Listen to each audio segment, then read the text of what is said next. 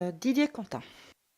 Madame la Présidente, oui, comme complément à ce que viennent de dire certains de nos collègues, alors pour Marietta, je me permets de vous renvoyer à la première page du Monde aujourd'hui, où il est écrit « Santé, les Français dorment moins de 7 heures par nuit.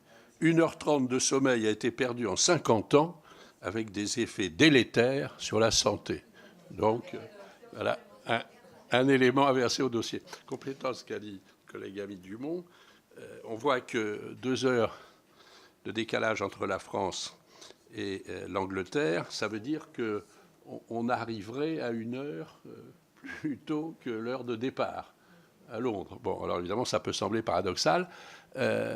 Pour nos voisins belges, là, on est pratiquement sur toute la même longitude. Ça serait assez étonnant que pour aller de Paris à Bruxelles, il y ait 1 heure de décalage aussi. Enfin, on pourrait multiplier ces exemples.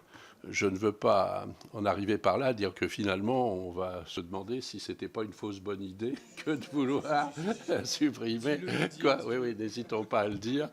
Et puis, dernier point, mais ça vient d'être dit à l'instant, il y a effectivement les côtés vétérinaires, puisqu'à un moment, on nous avait dit que ça perturbait les vaches laitières. Dernière chose, pour notre collègue Tanguy, c'est vrai qu'il n'y aura plus de récréation de 10 heures, en tout cas dans le noir, mais inversement, il y aura un soleil de minuit à Brest. Donc, on est...